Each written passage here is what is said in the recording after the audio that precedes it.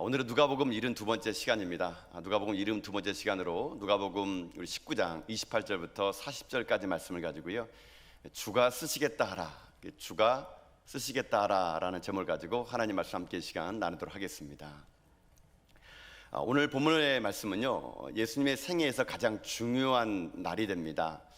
오늘을 기점으로 해서 예수님께서는 예루살렘 성회를 입성을 하고 이제 오늘부터 시작해서 일주일간의 행적을 통해서 예수님이 이 땅에 오신 목적 그대로 십자가에 달려 돌아가신 일들을 이제부터 본격적으로 시작을 하게 되게 됩니다. 그래서 예수님께서 오늘 이 예루살렘 성을 입성하는 것은요, 예수님 입장에서는 의미가 있고 상당히 굉장한 날입니다. 그러나 전에도 한번 예수님은요, 이 예루살렘 성을요 방문한 적이 있습니다. 그때 예수님께서는요, 예루살렘 성을 방문할 때는 조용히 은밀하게 방문했습니다. 예수님이 자기를 드러내지 않고 조용히 은밀하게 몇 차례 걸쳐서 예루살렘 성을 방문했는데, 오늘 방문할 때는 예년과는 사뭇 다르게 오늘 방문하게 됩니다. 오늘 방문할 때는요, 조용하게 은밀하게 방문하는 것이 아니라 많은 사람들이 다 떠들썩하게 알 수 있을 정도로 화려하게 이 예루살렘 성에 입성을 하게 됩니다. 예수님께서는 그냥 걸어 들어간 것이 아니고요, 많은 사람들이 볼 수 있도록 나귀 새끼를 타고 예루살렘 성을 입성을 하게 됩니다. 그래서 본격적으로 왕으로 예루살렘 성을 입성하는 것을 온 세상 사람이 다 알 수 있을 정도로 그렇게 화려하게 이곳을 들어오시게 되게 됩니다. 그런데 한 가지 제가 오늘 본문에 보면 말씀을 이렇게 쭉 묵상해보고 읽어보고 하다 보면서 한 가지 몇 가지 이 예수님의 이 예루살렘 성 입성 중에서 좀 의문스럽고 좀 이렇게 왜 이렇게 했을까라는 생각이 좀 들었는데요. 하나가 무엇이냐면, 예수님께서 예루살렘 성을 입성했을 당시에 타고 가셨던 그 동물입니다. 여러분, 어떤 동물을 타고 예수님이 입성하셨습니까? 낙인데 낙이 새끼를 타고 갑니다, 여러분요. 여러분, 낙이도 작은데요, 낙이 새끼, 그보다 더 작은 낙이 새끼를 큰 어린이 여러분 타고 간다고 생각해 보세요. 예수님은 왜 낙이 새끼를 타고 들어가셨을까요? 그게 저의 한 가지 첫 번째 이게 의문점이었거든요. 여러분, 근데 제가 이 본문을 보면서 그런 생각 해봤습니다. 여러분, 혹시 말 타보신 적 있습니까? 말. 여러분, 말 안 타보셨어요? 예. 저는 이 말을 타봤거든요. 여러분, 이 말을 타면요, 되게 솔직히 폼 납니다. 폼. 제가 이제 단기 선교를 갈 때 이게 그 차가 이게 못 지나가는 곳을 가게 될 때 저희 다 내려가지고 말을 타고 이게 산을 넘은 적이 있거든요.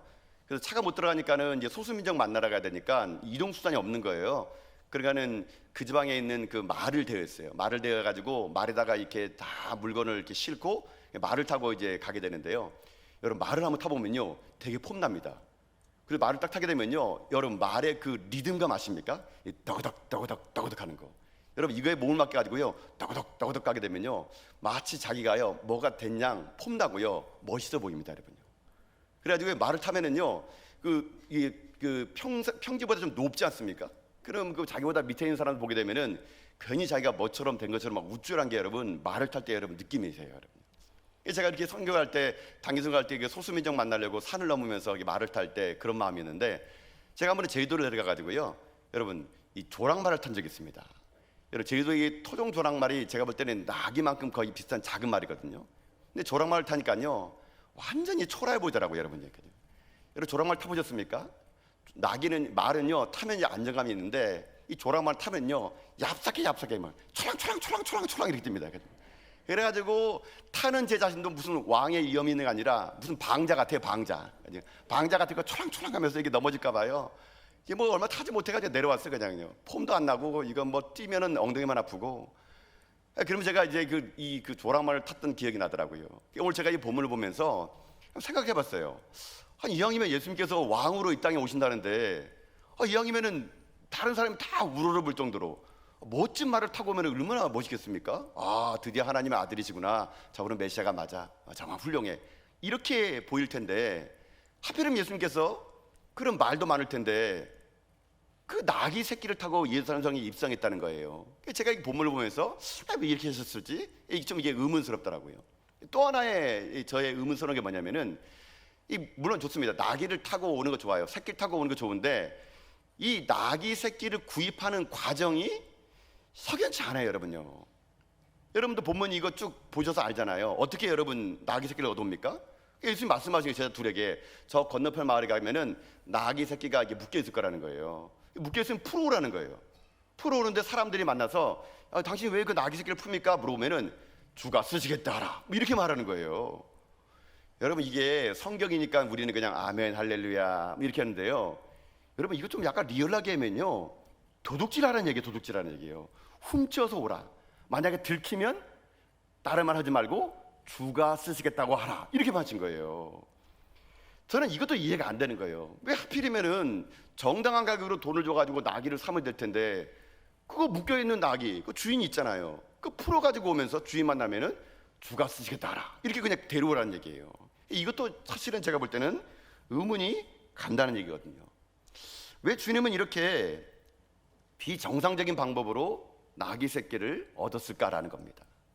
그래서 여러분들이 오늘 이 본문은 사실 우리가요 예수님의 그 종료 주일 때 이 본문을 우리가 많이 묵상했는데, 오늘은 저희들이 좀 약간 다른 각도에서 한번 이 본문을 보기를 원하는 겁니다. 어떤 각도냐면 제가 얘기했던 이 두 가지 질문, 왜 예수님은 나귀 새끼를 타고 오셔야만 됐을까, 왜 나귀 새끼였을까 라는 이 첫 번째 의문. 두 번째 뭡니까?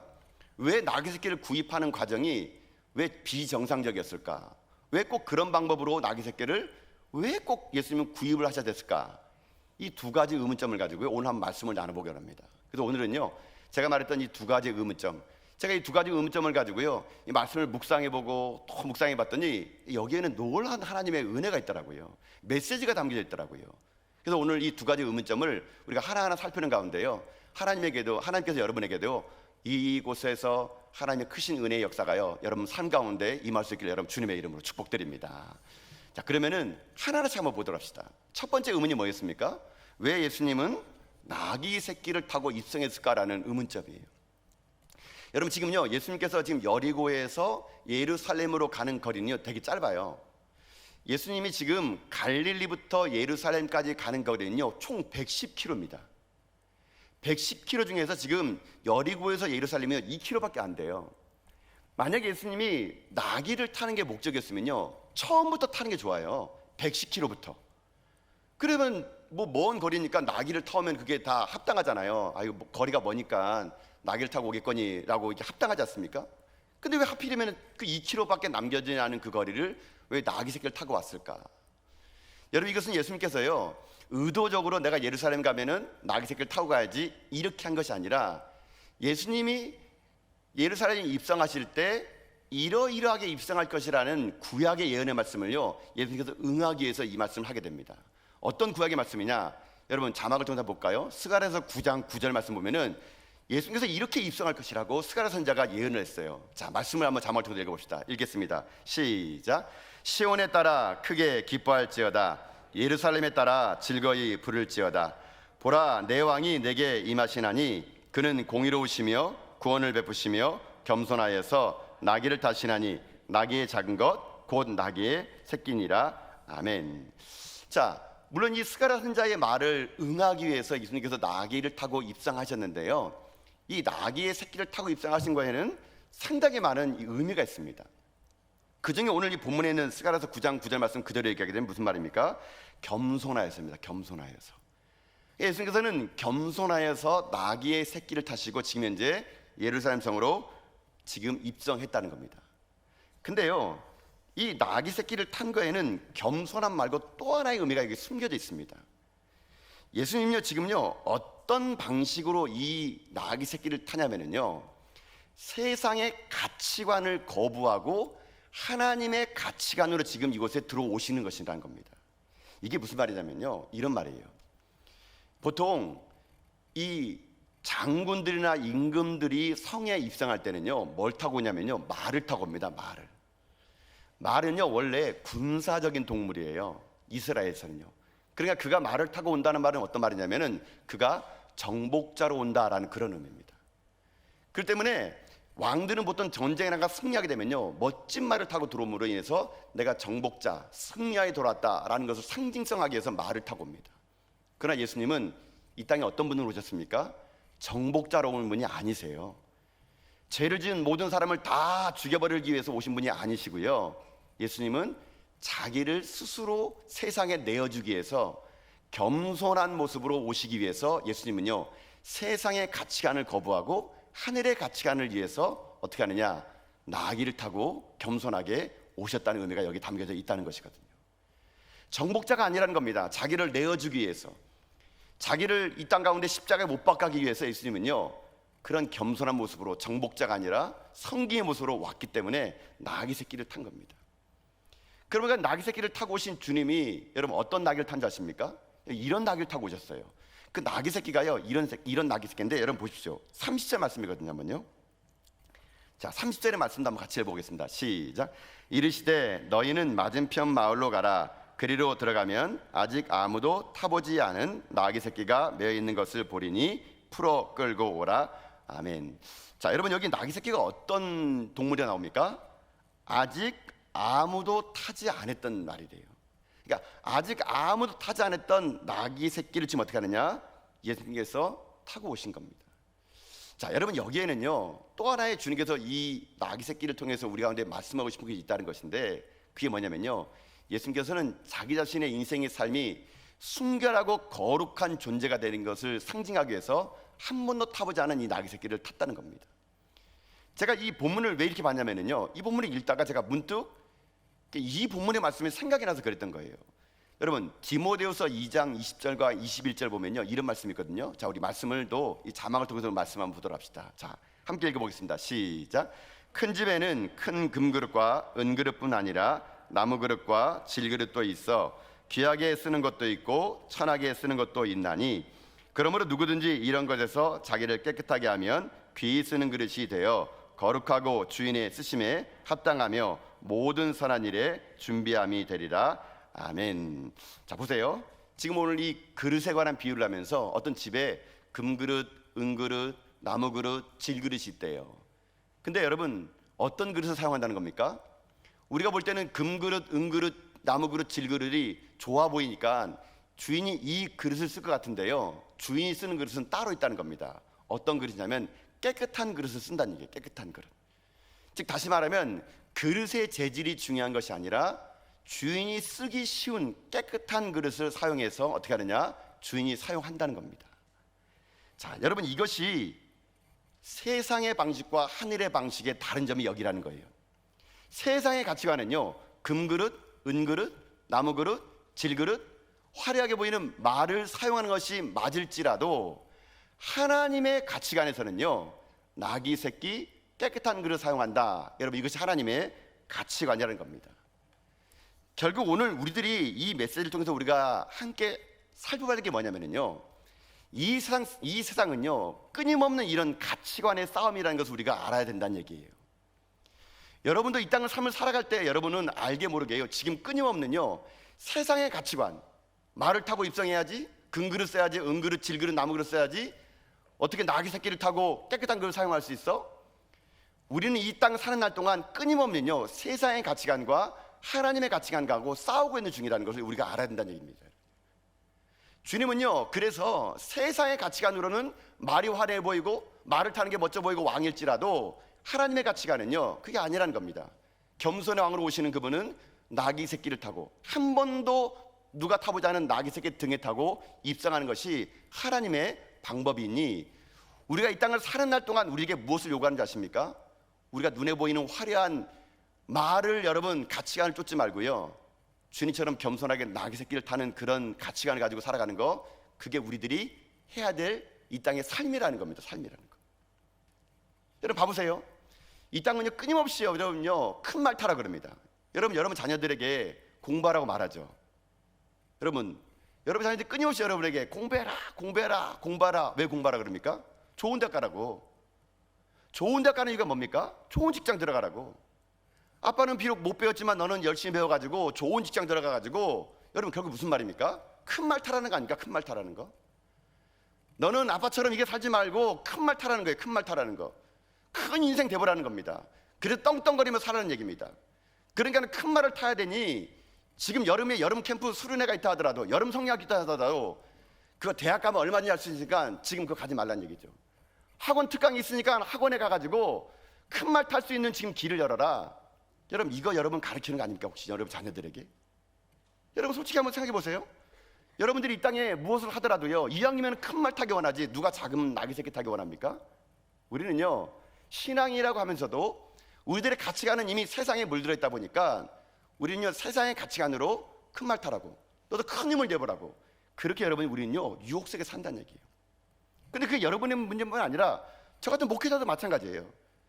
여러분, 제가 이 본문을 보면서 그런 생각해 봤습니다. 목회자에게도 분명히 이런 유혹이 있고 큰 말 타고 싶은 마음이 있는 거예요. 여러분, 어떤 목사님이 아유, 나는 그저 아무도 없는 곳에 가서 그냥 개척하고 혼자 교회해야지, 이런 마음 드는 게 어디 있습니까? 아마 모르긴 몰라도 많은 목사님들이요, 이왕에 목회하는 거 내가 큰 교회 가가지고 많은 성도들과 함께 불꽃같이 부흥의 길을 한번 내가 얻어봐야지, 내가 그걸 해봐야지. 여러분, 이런 게 솔직히 목회자의 유혹이에요, 유혹이요. 그러기 위해서 어떻게 합니까? 스펙을 쌓고 경력을 쌓고 공부를 하고 내가 큰 교회 가가지고 큰 목회해가지고 큰 말 타고 싶은 거, 여러분 목회자도요 그런 유혹이 많다는 겁니다. 많다는 거. 여기에서 누구도 자유로울 수 없습니다. 저도 자유로울 수 없고요, 우리 자유로울 수 없는 거거든요. 그런데 오늘 주님께서 우리 가운데 요구하는 게 뭐냐면요, 세상은 큰 말을 타라 그러고 세상은 활약이 입성하라 그러지만 우리들은 세상의 가치관을 벗어난 길을 가라는 얘기입니다. 우리들의 가치관은 여러분 어떤 가치관인 줄 아세요? 우리는요 이런 가치관을 삽니다. 여러분, 디모데후서 2장 20절 이 말씀과 제가 이 말씀을 읽다가 한 가지 또 생각이 났던 말씀이 있는데, 미가서에 보게 되면요 이런 말씀이 있습니다. 여러분, 미가서 6장 우리 6절부터 7절까지 말씀 한번 자막을 더 먼저 읽어볼까요? 자, 이 말씀을 같이 한번 읽어봅시다. 읽겠습니다. 시작. 내가 무엇을 가지고 여호와 앞에 나아가며 높으신 하나님께 경배할까? 내가 번제물로 1년 된 송아지를 가지고 그 앞에 나아갈까? 여호와께서 천천의 순양이나 만만의 강물 같은 기름을 기뻐하실까? 내 어물을 위하여 내 맏아들을 내 영혼의 죄로 말미암아 내 열매를 드릴까? 아멘. 자, 보세요. 여기 이 미가서 6장 6절 7절 말씀에 이 말은 뭐냐면요, 세상의 가치가라는 얘기입니다. 내가 하나님을 섬겨도 11절 들어도 어마무시하게 드리고, 내가 하나님께 나가 경배할 때도 1년 된 송아지를 드리면 하나님이 기뻐하지 않을까? 그러니까 내가 천천의 순양과 만만의 강물로 하나님께 드리면 하나님이 나를 기뻐하실 것이라는 생각. 여러분, 이런 말을 타고 내가 성공하고 말을 드릴 정도로 내가 화려하게 하나님께 드리면 하나님이 기뻐하시지 않을까? 여러분, 그런 세상적인 가치관으로 우리들과 하나님을 섬기고 있을 수 있다는 얘기입니다. 여러분요, 이왕에 섬기는 거 내가 화려하게 섬기고 싶다는 거죠. 보이지 않는 거 섬기는 것이 아니라 눈에 보이는 것을 봉사하고 싶고, 이왕이면 내가 섬기는 것을 누가 알아주고 싶고, 이왕에 내가 섬길 거라면요 천천의 순양과 만만의 강물 같은 기름으로 하나님께 섬기고 싶은 것이 우리들의 가치관, 말을 타고 싶은 마음, 말 같은 걸 들고 싶은 마음인데, 하나님은요 그 다음 구절에서 그게 아니라는 걸 얘기합니다. 어떻게 얘기하셨습니까? 미가서 6장 8절이에요. 그 다음 구절을 읽어봅시다. 읽겠습니다. 시작. 사람아, 주께서 선한 것이 무엇임을 내게 보이셨나니 여호와께서 내게 구하시는 것은 오직 정의를 행하며 인자를 사랑하며 겸손하게 내 하나님과 함께 행하는 것이 아니냐. 아멘. 여러분, 무슨 말입니까? 여기 보면은 뭘 들으라 말이 없는 거예요. 미가서 6장 8절에 보게 되면요, 하나님 우리에게 요구하는 거 뭔지 아십니까? 하늘의 가치관은요 하나님을 사랑하래요. 하나님 앞에 동행하는 거래요. 정직하게 진실되게 사는 거래요. 그게 하나님이 원하는 하늘의 가치관이라는 겁니다. 저는 이 미가서 6장 8절 말씀을 보면서요, 제 마음속에 하나님께서 크게 제게 막 울림을 주는 것 같았어요. 여러분, 이 본문에 그렇게 뭐라 합니까? 68절에 사람아, 주께서 선한 것이 무엇임을 내게 보이셨나니. 여러분, 이 말은요 그냥 사람아 이렇게 부른 게 아니에요. 여러분요, 이 말은요 무슨 말인지 아십니까? 정신 차려 이 사람아, 이 말입니다. 정신 차려 이 사람아, 정신 차려 이 사람아. 화려한 말 타면은 성공하고 나귀 새끼 타면은 성공하지 못하고, 하나님께 드려도 내가 이만큼 드려야 내가 체면이 쓰지, 이 정도 드리고선 되겠어? 봉사하더라도 내가 이렇게 봉사해야지, 섬기다 이렇게 섬겨야지, 화려하게 내가 뭘 해야지, 이런 것을 하나님이 원하는 게 아니란 얘기예요. 그런데 하나님은 무슨 말인지 아십니까? 정신 차려 이 사람아. 큰 것 좋아하지 마 이 사람아. 하나님께 헌신하는 것이 엄청난 것을 올려드린다고 해서 하나님 기뻐하는 것이 아니라는 것을 정신 차려냅니다. 이왕 목회한다 그래가지고 수만 명 수천 명 모이는 목회는 하나님께서 기뻐하시고 1, 20명 지하교회에서 모이는 목회는 하나님 기뻐하지 않는다는 그런 생각 갖고 있는 목회자들이요, 정신 차려 이 사람아. 여러분, 이 말씀이요 그렇게 들린다는 겁니다. 들린다는 거. 여러분, 우리는요 이 땅을 삶을 살아갈 때 자꾸만요 하나님 앞에서 화려해 보이는 말을 가지고 그 말을 타고 싶어하고 그 말을 타는 것을 자랑스러워하는 인생을 여러분 살아가지만, 하나님 우리에게 요구하시는 그것이 아닙니다. 얼마나 하나님은 크고 얼마나 대단한 삶을 사는 것을 원하는 것이 아니고, 얼마나 그 사람이 하나님 앞에 정직한가, 순결한가, 섬김이 있는가, 여러분 그것을요 하나님이 원하신다는 거거든요. 이런 맥락에서 여러분, 우리가 아까 찬양 부르는 찬송가 있지 않습니까? 이 찬송가 여러분 제가 부를 때마다요, 제가 오늘 이 본문에 있는 말씀을 가지고 이 찬송가를 제가 선곡해서 함께 여러분과 부르기 원했거든요. 여러분 보세요, 우리가 여러분 하나님 앞에 겸손한 마음을 가지지 못하고 자꾸만 허황된 마음을 가지게 되면요, 여러분 이 찬송가 323장을 우리가 제대로 부르지 못합니다. 여러분요, 이 찬송가 323장 3절에 뭡니까? 저는 이 말이 참 마음이 아파요. 이렇게 돼 있어요. 존귀 영광 모든 권세 주님 홀로 받으소서. 그 다음 무슨 말입니까? 멸시천대 십자가는 누가 진다고요? 제가 지고 갑니다. 여러분 근데 이거 아니잖아요. 우리 솔직히요. 여러분 우리가 주님 앞에 섬길 때 멸시천대 십자가를 제가 지고 갈 테니까 주님은 존귀 영광 모든 권세 받으세요. 여러분 이런 모습이 우리들의 모습입니까? 제가 볼 땐 제가 봐도 아닌 것 같아요. 여러분, 그러나 진짜 겸손한 왕으로 오신 예수님은요, 멸시천대 십자가를 제가 지고 갈 테니 모든 존귀 영광 권세 하나님 홀로 받으옵소서, 그 길을 걸어갔던 것이 바로 예루살렘 성의 입성일의 모습이었던 것이죠. 우리는 이 땅의 삶을 살아가면서요, 주의 일을 한다 그러면서 화려하게 말을 쫓다 보니까요, 교회에서 뭐 섬길 때도 있지 않습니까? 우리는요, 존귀 영광 모든 것에 내가 지고 갈 테니 멸시천대 십자가는 주님이 지거나 죄를 주세요. 여러분 우리 이렇게 고백합니다. 여러분 보세요, 아침 일찍부터 와서 찬양대 봉사하고 끝나면 가서 교사도 섬기고 주방에서 봉사하고 주차 봉사를 하고 열심히 여러분 섬긴 다음에, 여러분 보세요, 왜 섬긴 다음에 삐질까요? 사람들이 왜 내가 원래 1년만 섬기고 내년에는 섬기나 봐라, 왜 이런 말 나올까요? 왜 주의 일을 하다가 낙심될까요? 간단합니다. 내가 하나님의 일을 하면서 사람들 앞에서요, 나는 이렇게 화려한 말을 드리고 화려하게 말을 타서 하는 게 있는데 아무도 나에게 관심 가져주거나 나를 알아주지 않을 때, 이럴 때 우리 가운데 어떻게 합니까? 섭섭한 마음이 들어오는 거죠. 여러분 잊지 마세요. 여러분의 인생의 삶에서 교회 일을 할 때 있어서 중요한 게 뭔지 아십니까? 여러분의 봉사하고 수고하고 사역한 끝에는 뭐가 있는 줄 아십니까? 멸시를 기대하셔야 됩니다. 천대를 기대하셔야 됩니다. 십자가를 기대하셔야 됩니다. 이게 없다 보니까 우리들의 인생의 삶이요, 뭐 하나 해놓고 자랑하고, 뭐 하나 해놓고 누가 알아주지 않으면 무시당했다 그러고, 뭐 하나 해놓고 누가 안 알아주면요, 내가 다시는 이거 하나 봐. 여러분 섭섭한 마음에 드는 이유가 뭡니까? 모든 존귀 영광 내가 받겠다는 거 아닙니까? 멸시천대 십자가는 다른 사람 지라는 말 아니겠습니까? 오늘 우리들이요, 다시 한번 고백해야 될 게 뭔지 아십니까? 인생 살면서 우리들이 다시 한번 하나님 앞에요, 이 마음을 회복하는 겁니다. 겸손의 왕으로 오신 그분은요, 화려하게 말을 타가지고 존귀 영광 권세를 받으신 분이 아니시고요, 멸시천대 십자가를 지게 해서 주님은 오셨다는 얘기입니다. 그렇기 때문에 우리들의 섬김 속에서 우리들이 나갈 길은요, 멸시천대 십자가 짓는 걸 당연하게 여기세요. 사람들이 여러분을 봉사하고 나서 멸시하는 걸 기뻐하세요. 천대하는 것을 기뻐하세요. 왜 나를 무시하냐고 말하지 마세요. 여러분 무시하는 게 정답이에요. 무시당하세요. 여러분 무시라는 말이 무슨 말입니까? 없을 물자의 볼시예요. 보이지 않는 거거든요. 여러분 무시당해야 돼요. 내가 열심히 섬긴 다음에 무시당하는 건 내가 보이지 않고 누가 보이는 겁니까? 하나님이 보이는 거죠. 하나님이 보이는 것이 주님 홀로 영광 받으옵소서라는 말입니다. 이 고백을 하게 되면 그 다음은 후렴이 부러진 거죠. 이름 없이 빛도 없이 감사하며 섬기리라. 이름 없이 빛도 없이 감사하며 섬기리라.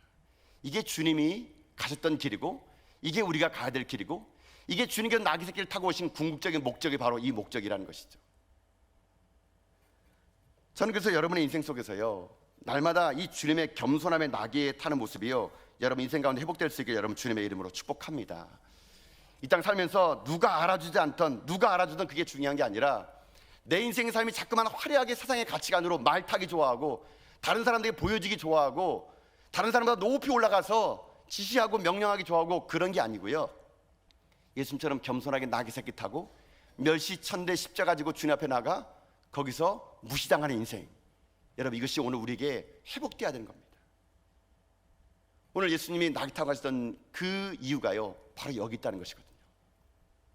저는 그래서 여러분의 삶이 이 땅에 주인을 모시는 그날까지, 생명이 끊어지는 그날까지 이 시대 가운데 섬기시다가 멸시받으시고, 봉사하다가 천대받으시고, 주의 일하다가 무시당하시는 가운데 주님처럼 낮아지셔가지고요, 여러분의 삶을 통하여 생명이 이 땅 가운데 펼쳐지는 이 시대 주의 길을 가는 여러분 다 될 수 있기를 여러분 주님의 이름으로 축복드립니다. 이게 첫 번째 제가 했던 의문에 대해서 묵상하면서 주님께 주신 마음이었어요. 그럼 두 번째 마음 봅시다. 두 번째 질문이 뭡니까? 그럼 왜 예수님은 비정상적인 방법으로 나귀 새끼를 그렇게 얻었을까요? 자, 여러분, 예수님께서 이 나귀 새끼를 취하는 방법을 말씀을 통해서 봅시다. 여러분 30절과 31절이거든요. 한번 볼까요? 자, 30절 31절 말씀을 읽어봅시다. 시작. 이르시되 너희는 맞은편 마을로 가라. 그리로 들어가면 아직 아무도 타보지 않은 나귀 새끼가 매어 있는 것을 보리니 풀어 끌고 오라. 만일 누가 너희에게 여째 어찌하여 푸느냐 묻거든 말하기를 주가 쓰시겠다 하라 하시매. 아멘. 자, 보세요. 예수님이 이 나귀 새끼를 얻는 과정이 좀 비정상적입니다. 제 아들에게 말씀하시죠. 저 건너편 마을에 가가지고 지금 가면은 나귀가 있는데 나귀 새끼가 묶여있을 거라고, 그것을 풀고 오라고요. 여러분, 이 주님의 이 말도 황당한데 제자들은 그 말에 또 순종합니다. 여러분요, 아니나 다를까 가봤는데 그 진짜로 사람이 나타난 겁니다. 아니 왜 나귀 새끼를 푸세요? 여러분, 이 제자들이요 무슨 말을 할까요? 여러분 같으면 주가 쓰시겠다라 이렇게 하겠습니까? 아마 나름대로 어떻게 무슨 말을 할지. 근데 이 제자들은 순종합니다. 주가 쓰시겠다라. 근데 더 놀라운 건 이 주인이요, 그래요? 가져가세요 이러는 거예요. 여러분요, 여러분 이게 납득이 되세요? 아무리 생각해도 납득이 안 되는 거예요.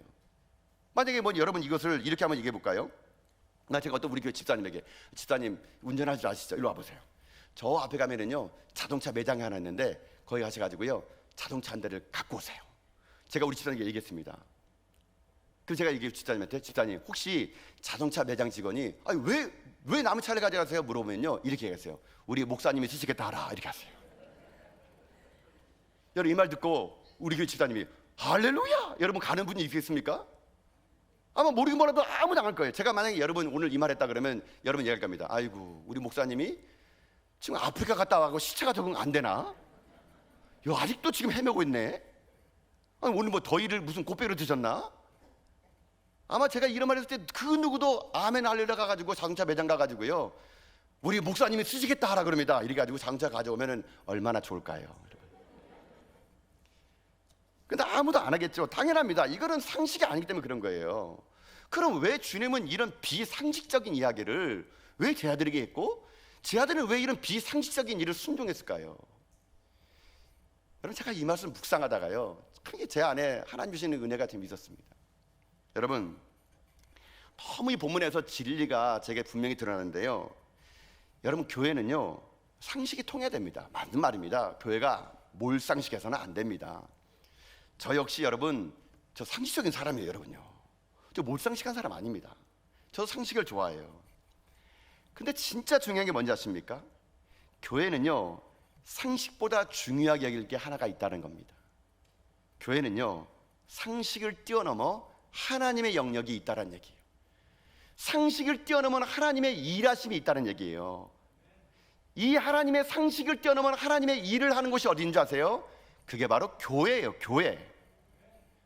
교회는 상식을 뛰어넘어가지고 하나님의 일하시는 곳이 교회란 얘기예요. 여러분요, 여러분 우리 너무 상식적으로 살지 않습니까? 여러분 솔직히 이건 될 만한 일, 이건 안 될 일. 딱 인생 경험을 보더라도 교회 사역할 때도 여러분 우리가 뭘 먼저 경험합니까? 내 경험으로 일하잖아요. 여러분요 솔직히 여러분 교회 사역 마찬가지잖아요. 여러분 경험을 일하시잖아요. 아 내가 왕년에 해봤으니까 될 것 같아. 여러분 솔직히 얘기해 보세요. 여러분 경험을 일하시잖아요. 상식적으로 일하시잖아요. 세상 통밥 다 굴려가면서 아 이건 되겠구나, 아 이게 안 되겠는데. 우리는요 너무 상식적이에요. 너무 상식적이다 보니까 기적이 안 나타나는 겁니다. 오늘 예수님이 말할 수 없는 이 비상식적인 이야기, 가서 묶여있는 나귀를 풀어오래요. 주인이 뭐라 하면 주가 쓰시겠다고 말하고 데려오래요. 말도 안 되는 이 비상식적인 말에 제자가 순종했고 나귀 주인이 순종했더니 예수님의 화려한 입성식이 여러분 마무리됐던 거 아니겠습니까?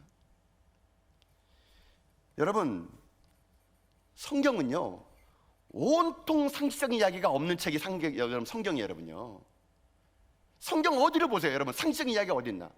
가나 혼인잔치에 여러분 포도주가 떨어졌대요. 혼주 입장에서 난리 난 겁니다. 포도주가 떨어져가지고. 아니, 그는 예수님이 도와주겠다 그러는데 어처구니 말을 하는 거예요. 하인들에게 말하기를 그 포도주가 떨어진 항아리에다가 맹물을 부으래요. 여러분요, 이게 상식이 맞는 말입니까? 여러분요, 상식이 안 맞는 말이에요. 그런데 상식이 안 맞는 말인데 하인들이 순종했더니 물이 변하여 포도주가 되는 거예요. 여러분, 성경 또 하나 예를 들어볼까요? 열왕기상 17장에 보게 되면요, 엘리야가 하나님의 말을 듣고요, 그 당시에 악한 왕 독재자인 아합 왕에게 영적인 선전포고를 하게 됩니다. 그래서 하나님 어떻게 하는지 아십니까? 영적인 선전포고 하면 무슨 일이 생기다 이랬는데 하나님 말씀하세요. 야, 그린 시내가에서 숨어. 아니, 하나님 명령 듣고 가가지고 아합 왕에게 영적인 선전포고 했는데 싸우는 게 아니고요, 그린 시내가에 숨으래요. 여러분요, 엘리야가 숨었어요. 그런데 이게 웬일입니까? 그린 시냇가에 숨으라고 순종해 갔다면 그 시냇가가 말라버렸네요. 여러분요, 이게 도대체 무슨 일입니까? 여러분요, 아니 납득이 되세요? 순종이 되세요? 아니, 가서 영적인 선전포고 하려서 했어요. 엘리야가 싸울 줄 알았더니 숨으래요. 그린 시냇가 숨었네요. 아니, 그럼 책임져 주셔야 될 거 아니에요, 하나님이요. 근데 물이 말라버리는 거예요. 더 웃긴 건 뭔지 아십니까? 이제 물이 말라가지고 이제 하나님께서 얘기합니다. 쉬는 물이 말라서 망연자실하고 있는데 이제 일어나가지고 사르밧에 가래요. 사르밧 가면 어떤 하는 과부가 있을 거래요. 근데 그 과부가 어떤 과부냐면 찌질하게 가난한 과부예요. 먹을 것이 없어가지고요, 쌀 한 큼밖에 없어요. 이거 가지고 자기가 먹고 오늘 죽을 여자예요, 사르밧 과부가. 근데 하나님 뭐라는 줄 아십니까? 가가지고 그 여자한테 빌부터 살래요. 여러분요, 이게 무슨 말이에요? 여러분요, 이게 납득이 되세요? 여러분요, 상식적으로 맞는 말일까요? 안 맞는 말이에요. 안 맞는 말. 성경은요 온통 상식이 통하지 않은 말들이 너무 많아요. 그런데 더 놀라운 건 뭔지 아십니까? 이 상식이 맞지 않은 하나님의 요구에 너무나 눈물겹게 순종하는 사람들의 이야기로 가득한 책이 또 성경이라는 얘기예요. 여러분요, 하나님의 상식적이 않은 말에 자기의 이성을 내놓고 경험을 내놓고 그 상식적이 않은 말에 자기의 눈물로 순종했던 사람들의 이야기가 성경이라는 겁니다. 그래서 성경은요, 이런 하나님의 상식적이 않은 요구에 상식적이 않은 행동을 통해서 맹목적으로 순종한 사람들의 아름다운 이야기가 쓰여진 책, 그 책이 바로 여러분 성경이라는 겁니다. 성경. 여러분, 여러분의 인생의 삶이 너무 상식적으로 살지 않습니까? 혹시 이건 될 일 안 된 일, 우리 교회가 너무 상식적이지 않습니까? 이건 할 수 있고 없은 일. 여러분, 교회는요 상식을 뛰어넘어야 돼요. 하나님이 일하실 영역이 있는 거거든요. 우리가 그 영역마저도 상식이란 테두리 안에 버그러면요, 여러분 우린 교회가 아니에요. 여러분요, 여러분, 근데 제가요 의문이 생겼어요. 근데 도대체 어떻게 이렇게 할 수 있을까? 아니, 어떻게 이런 비상식적인 일을 아멘할 수 있을까? 여러분, 지금 할 수 있을 것 같습니까? 저는 못하겠다라고 이걸요. 아니, 도대체 가도 주인이 말하면은 주가 쓰시겠다라. 여러분, 가서 두들겨 맞지 않으면 다행이죠. 여러분요, 주인한테. 근데 두들겨 맞기 딱 좋은 일을 하라는 거예요. 가서 죽으라는 얘기 아닙니까? 제가 도대체 이게 상식이 맞지 않은 일을 도대체 지금 왜 시킬까? 이 사람들은 어떻게 이걸 순종했을까? 그러다가 내가요 한 가지 이 일을 할 수 있었던 결정적인 계기를 한 사람의 이야기를 듣고, 아, 이것 때문에 가능하다는 걸 알게 됐어요. 그 해답을 누가 찾냐면요, 마리아란 여자를 보니까 가능하겠더라고요. 아니, 마리아란 여자 보니까, 이 여자를 보니까는 그 여자가 한 말 중에 이러하면은 상식을 뛰어넘은 일을 할 수 있겠구나라는 것이 느껴진 거예요. 여러분, 마리아가 어떻게 있는지 아십니까? 여러분, 누가복음요 1장 38절 보세요. 자, 누가복음 1장 38절 말씀 읽어보겠습니다. 시작. 마리아가 이르되 주의 여정이오니 말씀대로 내게 이루어지다음에 천사가 떠나가니라. 아멘. 자, 이 말이 뭔 말이냐면요, 지금 마리아가 요셉이라는 남자와 혼인해야 되는데 천사 가브리엘 나타나고 얘기합니다. 마리아야, 야, 너 처녀지. 너의 몸을 통해서 예수님이 나오기 원한다. 그러니까 너의 몸을 내게 달라. 여러분, 이 마리아는 지금 신혼의 단숨을 꿈꾸고 있는데 이게 웬일입니까? 처녀가 임신을 하다니. 여러분, 이게 순종할 수 있겠습니까? 뭐 여러분의 딸 아니라고 그냥 막 아무렇게나 생각하는 것 같은데, 내 딸 아니면 되지 뭐 그 같은데, 여러분 안 돼요. 여러분요, 어떻게 처녀가 임신해요? 돌마다 죽을 일에 그 당시에는요. 근데 이 마리아가요 헷갈렸는지 여러분 이 말 하는 거예요. 1장 38절 말씀. 근데 제가 이 말씀 묵상하면서 이 마리아가 이렇게 순종할 수 있는 이유가 있었다는 겁니다. 여러분 다시 한번 읽어볼까요? 한번요. 여러분 이 말씀 다시 한번 읽어보세요. 1장 38절 말씀 여러분 다시 한번 좀 읽어보세요. 자, 읽어보겠습니다. 시작. 마리아가 이르되 주의 여정이오니 말씀대로 내게 이루어지다 하매 천사가 떠나니라. 아멘. 마리아가 얘기해요. 말씀대로 내게 이루어지기 원합니다. 여러분 근데 이 말씀보다 더 중요한 말이 있어요. 마리아가요 토를 달아요. 토를 달아. 그냥 말씀대로 내게 이루어집니다. 아멘 하면은요 되는 게 아니라 이 마리아가 토를 달아요. 그게 뭔지 아세요? 그 앞에 주의 여종이오니. 여러분 이게 왜 중요한지 아세요? 지금 마리아는요 자기가 종이라는 걸 아는 거예요. 그럼 자기가 종이라는 걸 아는 것은 자기 위에 누가 있다는 얘기예요? 주인이 있다는 거예요. 주인이. 자기는 종이면 자기 위에 주인이 있는데 내가 믿고 있는 주인은 나를 결코 망하게 하거나 죽게 하거나 나를 못 살게 부는 분이 아니시라. 그분은 신실한 분이시고 그분은 언제나 내게 좋은 것을 주기 원하시는 분이라는 것을 이 마리아가요 종이라는 마음을 가지고 주인을 그렇게 바라보고 있다라는 겁니다. 하나님에 대한 절대적인 신뢰가 있다 보니까 말씀대로 이루어지기 원합니다라고 순종할 수 있었다는 거예요. 저는 이 말씀이 오늘 우리 가운데 회복되어야 될 거라고 생각합니다. 우리가 종이면 주님이 주인 아닙니까? 하나님이 우리 주인이라면요 우리가 하나님을 신뢰하게 되면요 우리도요 주님께서 말씀하시면 상식이 통하지 않더라도 갈 수가 있는 거예요. 여러분요 우리는요 어찌 보게 되면은요 그 순종할 수 없는 게 무엇이냐면 이 주인에 대한 믿음이 없는 거예요. 믿음이 없는 거. 그 하나님에 대한 신뢰가 없다 보니까 상식이 앞서버리는 거예요. 그러니까 우리는 못하는 거거든요. 우리에게 왜 상식에 벗어나는 하나님 말씀에 순종하지 못할까요? 믿음 좋은 것 같은데 여러분이 믿음이 없는 거예요. 죄송하지만 예배 꼬박꼬박 나온다고 믿음 있는 거 아니에요. 여러분요 저는 그러나 이 시간 여러분 주님의 이름으로 여러분을 축복하기 원하는 것은요 전 여러분들이 이 마리아가 하나님에게 갔던 절대 신뢰 주님을 향한 절대 믿음을 가지고요 여러분이 상식적인 일도 해낼 수 있는 믿음의 종 될 수 있게 주님의 이름으로 축복합니다.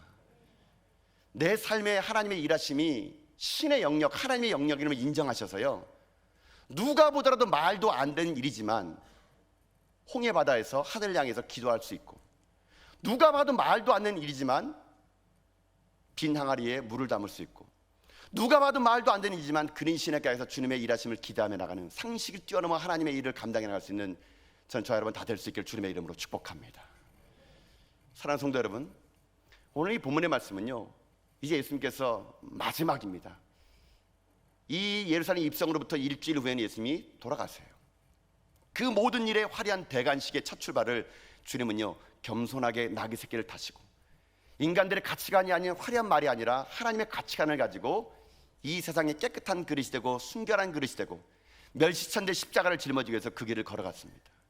그리고요 우리에게 요구하십니다. 상식적이지 않은 일이 있더라도 상식을 뛰어넘어 하나님의 영역 가운데 순종하기를 원하는 믿음. 이 예수님의 이 화려한 입성을 통해서 여러분도요 이 주님의 길을 같이 걸어가는 저 여러분 다 될 수 있기를 여러분 주님의 이름으로 축복드립니다.